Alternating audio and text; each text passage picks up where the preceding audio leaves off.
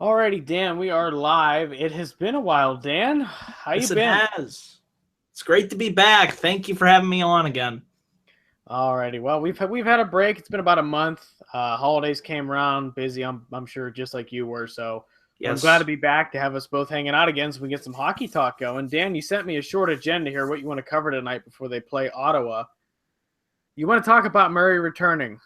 What made you bring that Yes, I up? do. Well, he went down with the injury December 28th, and I think it'll be really interesting to see. He played well in that game up to the point that he was taken out. So, with the Pens not doing well yesterday, albeit that wasn't really Fleury's fault, but in back-to-back situations, Murray would be expected to start tonight. So I'm really happy to get Matt Murray back in there, and let's see how he does coming off of an injury. I think it'll just be fun to watch. And as I was watching last night's game, painfully, by the way, because that game it was hard to watch. The offense just took too late to get into the game. And by that point, the Capitals pulled away. But I'm sitting there thinking to myself, you know what's going to happen, Dan? Fleury's going to have a decent night. The defense didn't bail him out at all. So he kind of got left out to dry a few times. And it's not going to look good on the stat sheet. Murray's going to come in tonight, and I guarantee you, we know how the Penguins are. We'll talk about it in back-to-back games. They're phenomenal. They're a great team at it, and they're great at coming back from a loss. They have not lost back-to-back games in regulation since last year or last season, and I feel like Murray's going to come in. He won't be tested too much because the defense is going to play extra, I would say, conservative to help him out since his first game back. He's going to have a good night on the stat sheet, and they're going to sit there and go, well, Murray's better than Fleury. And I'm going to sit there and go, no, you have to really break down the circumstances. He went up against a team that's now won 7 in a row with the Capitals, and Fleury had 5 great games beforehand, but now he runs into a good team. Murray's going up against Ottawa, which is no disrespect to Ottawa. They're a middle-of-the-pack team. They're not a bad team, but they're a lot easier to play than, let's say, the Capitals. And it's going to look like Murray's so much better than Fleury again. And it seems that it's been that way all season. I know. And you keep both. Why would you get rid of one? I mean, you need both. They're both good goaltenders, and I think the argument ends there.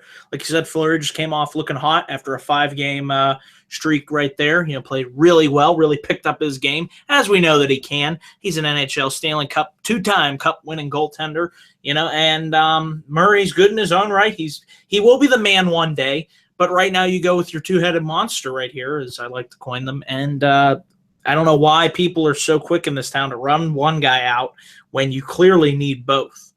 Right. That's what I've been saying. And I watch the NHL Network a lot, and I hear the other commentators go on about it. Well, when it comes to the end of the day, they're going to get rid of Fleury. And it's frustrating to hear that because it's just they're both great goaltenders. And at some point, they're going to have to make the decision. And let's be honest, Rutherford's probably going to lean toward Murray. It's just the way it's going to go. Sure. And it's a shame that, you lose your staple goaltender that's been around for how many seasons with the Penguins, that he goes away simply because of the nature of an expansion draft. Well, we'll see how that plays out. It's tough. And you can say Fleury's numbers are down. His save percentage is at a 90, which is usually he's in the 920s. He's down at the 9. His goals against is a 312 now, which isn't Fleury-esque. But you could also say this is looming in the back of his head. It's going to be in his head every time he lets up a goal. Man, you know what? This is really hurting my cause. I don't want to leave Pittsburgh. It's in his head. It's in his head. They'll never say it. They'll never come out and say it. No. He can't. But he thinks it. He doesn't want to leave. But moving on from Washington's game and the Fleury-Murray thing, Dan, what do you think about Penguins in back-to-back games this year? Do you happen to have those stats on hand, like how they do in back-to-back games? Well, I don't have the stats on how they do back-to-back this season so far, but what I can say is, like we talked a little bit earlier, they don't lose back-to-back games very often. They haven't lost 2 consecutive games in regulation since last season. So speaking on the rebound end, this is a short night to come back and play against the Senators, but regardless, it's a chance for them to get back in the win column, which they only have 9 regulation losses this year, 5 in overtime. So 14 losses and 20, I think it's 26 or 28 wins. Not too bad at coming off of a loss here. So what do you think we're going to see tonight in Ottawa? Well, the Senators, they're holding pretty well, actually. Aren't they in 3rd place, I believe, if I have the standings right up in front of me, in their division? Yeah, they are in 3rd place in the Atlantic, a record of 21-14-4. So, they're actually, like you said, middle of the pack team, but they're holding their own. I think we'll have a good game. I think the Penguins will come out on top, but I could see it being kind of a high-scoring affair. Yeah, it'll be one of those ones where it's going to be like a 6-5 game. I wouldn't go 6-5, maybe 5-4 or 4-3. I could definitely see 4-3. I could see it. Murray's going to come back. I bet you he'll let up maybe 1 or 2 leaky goals from being rusty, from not seeing action in a while. And I think the offense will step up to the task. But like I said, it's going to be tough because they're going to come back and immediately see Murray get a win, because I'm going to say he's going to get a win. Sure. And just because the record shows it, they haven't lost regulation back-to-back. Last year when Sullivan took over, that is something that they have harked on, that you hear all the time. They just don't lose 2 in a row. You want to go back to Monday, December 5th? That was an 8-5 Penguins victory against the Senators. So keep that in mind. That was a high-scoring game.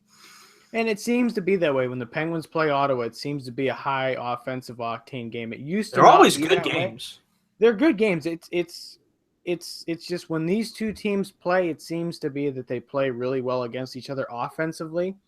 Back when Crosby was just getting in to the NHL, I remember these used to be defensive games, but the dichotomy of these games have really changed. You're seeing a lot more offense between the Senators and the Penguins. So I think, like you said, I think we'll see a lot of goals tonight.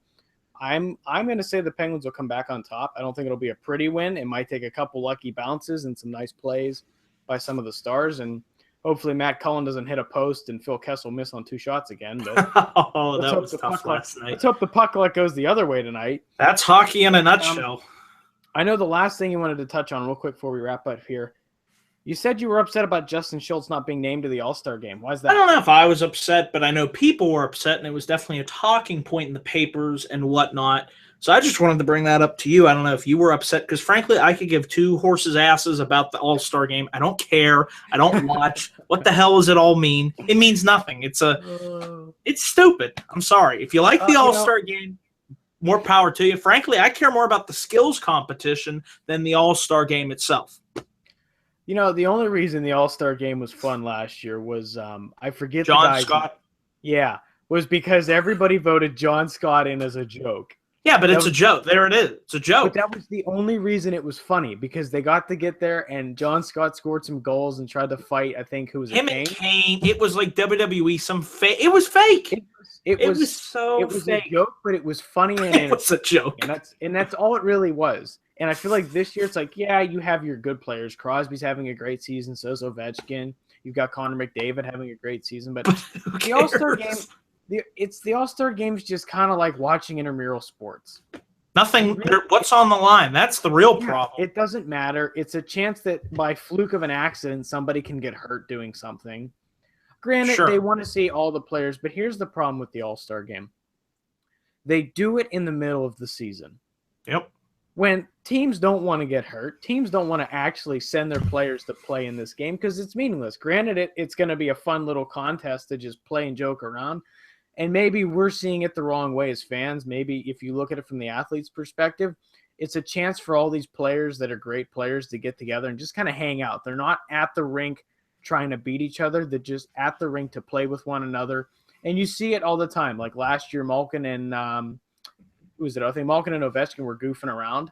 Like, they're rivals when the two teams play each other, but when they're off ice, not trying to win a game, they're just goofing around. I think maybe it's a breath of fresh air for those guys that they can kind of regroup and say, yeah, we're all friends. We're playing in the same league together. We might not like each other when we play each other, but at the end of the day, we're still friends.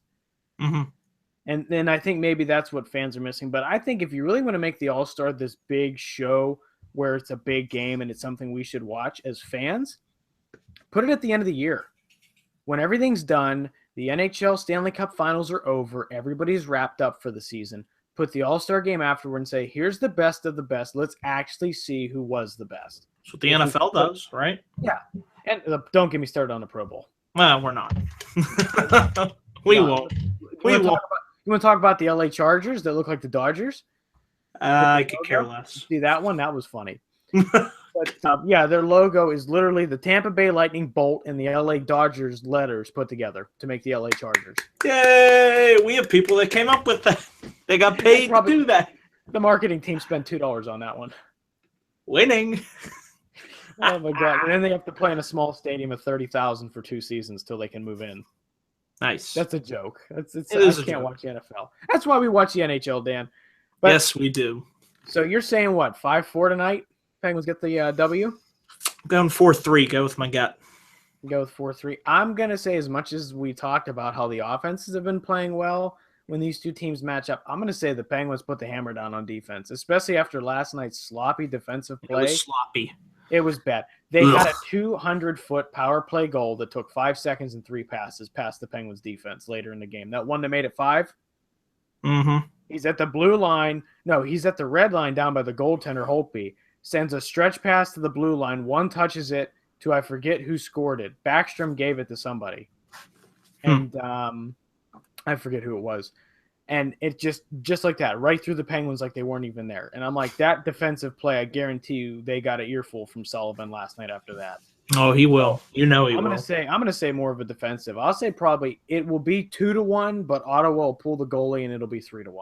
3-1. They'll get an empty netter. So yeah, we'll go see. The puck's probably gonna drop any second now. So very shortly. So right on time. It's great to get back with you. Hopefully we can get the streak going again of us doing consecutive blogs here in the next upcoming weeks. Now that the holidays are over and you got done with your little cold bug you had over December. So hopefully we can get back on here more often. So other than that, I got nothing. You got anything? That's all I have to add. Want to plug your channel? Sure, why not? Let's get a plug-in for that channel. You guys know youtube.com/DanielGuys412 is the place to find all my latest thoughts on pro wrestling, WWE, Raw, SmackDown, NXT reviews.